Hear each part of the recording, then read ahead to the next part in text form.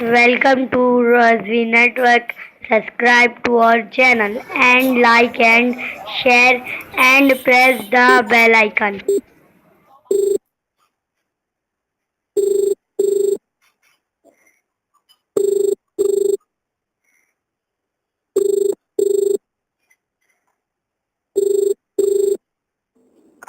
السلام علیکم رحمۃ اللہ وبرکاتہ. Islamic research centre. جی وعلیکم السلام ورحمۃ اللہ وبرکاتہ. اور شیخ کیسے ہیں؟ الحمدللہ. جی فرمائیے. جی شیخ ایک مسئلہ تھا. جی میں ٹرانسفر کروں آپ کو کال علی صاحب. ہاں جی.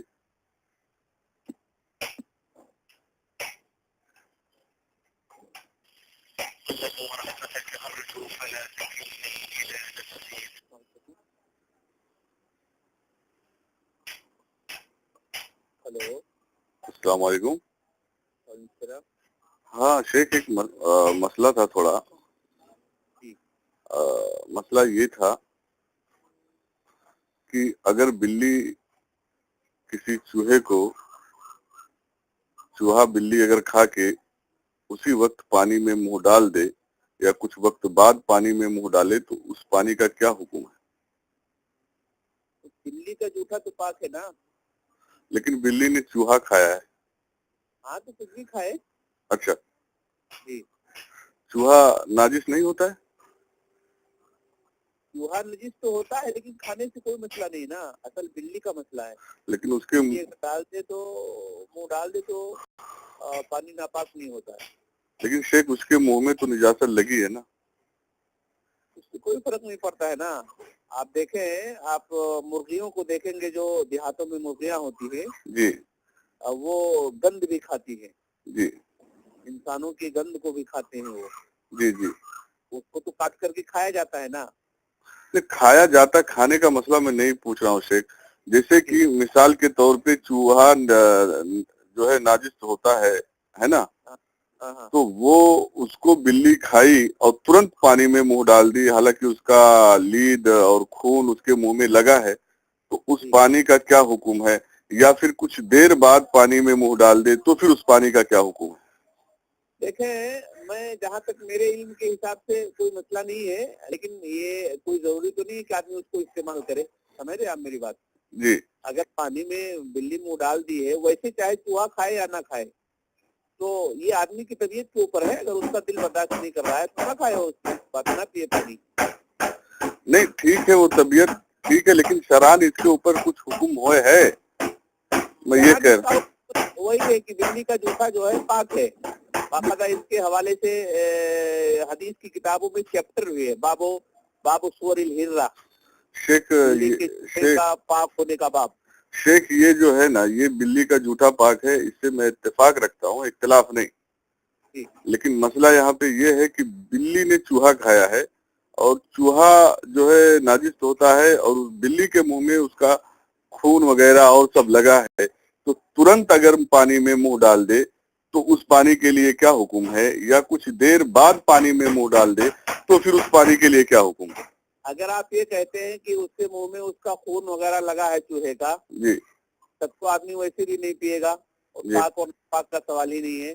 نہیں, پینے کا سوال نہیں ہے حضور. میں پینے کا نہیں کہہ رہا ہوں کہ میں اس کو پیوں یا اس سے وضو کروں, ایسا نہیں کہہ رہا ہوں. اس پانی پہ شران کیا حکم ہے؟ نہیں, اگر جیسا آپ کہہ رہے ہیں کہ اس کا کیا کہتے ہیں خون وغیرہ لگا ہوا ہے, جی, اور اس کی جو الائی ملائی یا لید یا کچڑے وغیرہ لگے ہوئے ہیں, تو پانی ناپاکی ہو جائے گا. اچھا, اس پہ کوئی دلیل ملے گی سے قرآن اور حدیث سے شران؟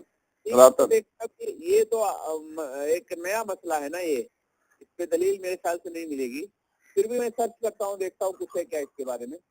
تو شیخ یہ تو مسئلہ نیا ہے, لیکن اس کے اوپر ضرور امام محدثین نے کچھ ریسرچ کیا ہوگا. میں دیکھ لیتا ہوں. میں کبھی کال کروں گا آپ کو.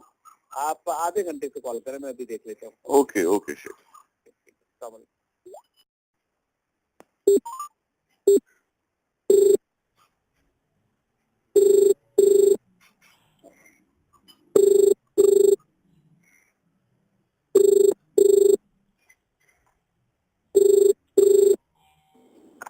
السلام علیکم رحمۃ اللہ وبرکاتہ. Islamic research centre. جی وعلیکم السلام ورحمۃ اللہ وبرکاتہ. اور شیخ کیسے ہیں؟ अल्हम्दुलिल्लाह जी, फरमाइए जी शेख, एक मसला था। जी, मैं ट्रांसफर कर रहा हूँ आपको कॉल। अस्सलाम वालेकुम रहमतुल्लाहि व बरकातहू, इस्लामिक रिसर्च सेंटर। हाँ वालेकुम सलाम। ये अपना शेख साहब ने मुझे वापस आधे घंटे बाद कॉल करने के लिए कहा था, जी, तो वापस किया हूँ, जो ट्रांसफर कर दीजिए। आलिम साहब से बात करना था क्या? हाँ हाँ, आलिम साहब से। ठीक है मतलब।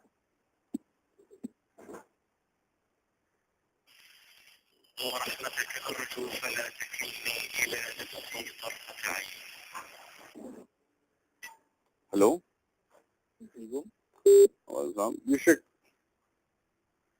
आपने आधे घंटे बाद कहा था फोन करने के लिए, तो इसके लिए मैंने वापस किया। ठीक है, जी एक्चुअली मैं चेक कर रहा था। हाँ अगर फौरी तौर पर अगर उसने डाल दिया है हाँ, तो वो पानी नापाक समझा जाएगा, ठीक है। अच्छा अच्छा। और अगर कुछ देर के बाद, यानी ज्यादा कुछ अरसा गुजर चुका उसके बाद डाला है तो फिर वो पाक समझा जाएगा। जी, ये हवाला कहाँ से नकल किया आपने? ये हवाला देखें, ये इस तरह से कुरान और सुन्नत में नहीं है, उलमा के और इमामों के हवाले हैं। कौन से? जैसे इमाम इब्न हम्बल और इस तरीके से शेखुल इस्लाम इब्न तैमिया वगैरह इस कौल की तरफ गए हैं। कौन सी किताब है ये? किताब नहीं है मेरे पास, मैं उससे। अब सुनिए शेख, मैं बता देता हूँ, ये आप हिदाया की इबारत नकल करके मुझे बता रहे हो। हाँ, ये आप हिदाया की इबारत नकल करके मुझे बता रहे हो। इमाम आजम का ये कौल है कि अगर फौरन डाल दे तो पानी नापाक है, और कुछ देर के बाद डाले तो वो पानी पाक। अच्छा, अब आप मुझे बताएं कि ऐसे वक्त में आप हमें जो है तकलीद का हुक्म दे रहे हो, और दूसरी तरफ आप लोग अपनी तकरीर में तकलीद करना शिर्क कह रहे हो। हाँ, ये कैसा है आप लोगों का, मुझे समझ में नहीं आ रहा है। तकलीफ आप नहीं समझ रहे हैं, लोग कह रहे हैं। और आप इब्ने तैमिया की तरफ मंसूब कर रहे हो कि इब्ने तैमिया ने कहाँ लिखा है इसी इबारत, जरा मुझे बताओ। देखें, पहले मैं आपकी बात पर आ जाता हूँ। हाँ जी, इरशाद फरमाइए। तकलीफ किसको कहते हैं? वो छोड़िए, तकलीद छोड़िए, इसकी दलील जो है कुरान और हदीस में नहीं है। और आपने मुझे जिसके कौल पे अमल करने के लिए कहा है वो इमाम आजम अबू हनीफा रहमतुल्लाह अलैह का कौल है। है ना, कुरान और हदीस के अलावा भी हम लोग इजमा और कयास को भी मानते हैं। तो फिर मुझे बताइए इस मसले पे किसका इजमा है? तो मैं वो कह रहा हूँ कि आप लोग कुरान और हदीस की तरफ लेकर के चले जाते हैं, गोया हम लोग और चीजों को मानते ही नहीं, ऐसा आपका कहना है। नहीं, मैं ये नहीं कह रहा हूँ। आपने जो इबारत जिस तरह मुझे बताई है, इस्तेदलाल किया है, ये सेम ऐसे ही जिल्द अव्वल में हिदाया में लिखा हुआ है। हाँ, तो क्या कहना चाह रहे हैं आप? तो ये आपने जो है हमें बताया है, ये इमाम आजम अबू हनीफा रहमतुल्लाह अलैह का कौल बताया है। अच्छा, हाँ, मैंने तो नहीं बताया है, आप बोल रहे हैं। और आपने इसमें एक झूठ बोला है सरासर कि ये इब्ने तैमिया का भी कौल है। इब्ने तैमिया कहाँ लिखा है इसी इबारत को, कौन सी किताब में? और आगे क्या कहना चाहेंगे आप? मैं कुछ नहीं कहना चाहूंगा साहब शेख, मैं आपको आईना दिखा रहा हूँ। गोया उम्मत को इस तरह जो है आप खुद तकलीद कर रहे हो, और गोया उम्मत को तकलीद करने से मना कर रहे हो, उन्हें मुशरिक कह रहे हो। ऐसा करके उम्मत को गुमराह न करे, बराए मेहरबानी मैं आपको जो है आपसे गुजारिश करता हूँ। परेशानियों में मुब्तला हैं आप, ये सारी बातों की तरफ मत जाओ मेरे भाई। आप जो है सीधे दीन पर आओ, और इस तरह। अरे मैं दीन पे ही हूँ। आपने अभी हुक्म दिया है मुझे, जो आपने बताया है कि फौरन डाल दे। शेख मेरी बात सुनिए शेख, मैं दीन पे ही हूँ। हाँ, मैं दीन पे हूँ। आपने जो हुक्म दिया है मुझे, जो आपने बताई है, जवाब दिया है, वो सीधा सीधा आपने किताब हिदाया से नकल किया है। इमाम आजम अबू हनीफा का कौल दिया है आपने। ऐसे सब मसले में, सुनो मेरी बात, ऐसे सब मसले में अय्यम्मे अरबा का गुलामी करना ही एक आम आदमी के लिए बेहतर है, जिसकी दलील कुरान और हदीस से ना मिले। नहीं मानता हूँ, और हिदाया को मैं ठोकर मारता हूँ, समझ रहे हैं आप मेरी बात? तो फिर ये इबारत कहाँ से नकल किया आपने? ठोकर क्यों मारे हो? नहीं, दोगली पॉलिसी मत करना आप। ये इबारत कहाँ से नकल किया आपने बताया मुझे? हिदाया हमारे पास है ही नहीं है। तो फिर ये इबारत कौन सी किताब से आपने नकल किया? आपने कहा था आधे घंटे बाद रिसर्च करके बताता हूँ। आधा घंटे में कौन सी किताब में आपने देखा? दिमाग में हिदाया लेकर के सवाल करोगे, हिदाया नहीं शेख, ये आपकी जो ऑडियो है ना, ये सोशल मीडिया इंटरनेट पे जाएगी, लोग देखेंगे, लोगों को नसीहत मिलेगी, और हिदाया स्कैन पेज के साथ जाएगा। आपने ये इबारत जो अब मुझे बताई है, ये जवाब दिया है, जवाब कहाँ से नकल किया मुझे ये बताइए। Hello hello hello Sheikh phone disconnect करने से कुछ फायदा नहीं होगा। हेलो, फोन रखने से कुछ हासिल नहीं होगा शेख।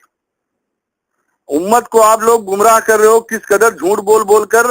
ये उम्मत जो है देखेगी। फोन आप रखिए मत, होल्ड पे मत रखिए, बात करिए। हेलो हेलो हेलो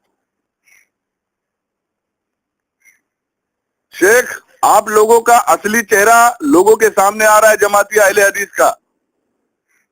और झूठ और फरेब और मक्कारी आप लोगों की पूरी दुनिया देखेगी कि आप लोग किस तरह लोगों को बेवकूफ बना रहे हो और किस तरह जो है लोगों को बेवकूफ बना के और उनको कुफरिया अकायद बांट के और लोगों को जहन्नम की तरफ लेके जा रहे हो। शेख फोन मत रखिए, फोन होल्ड पे मत रखिए, टेबल पे मत रखिए, मेरी बात सुनिए।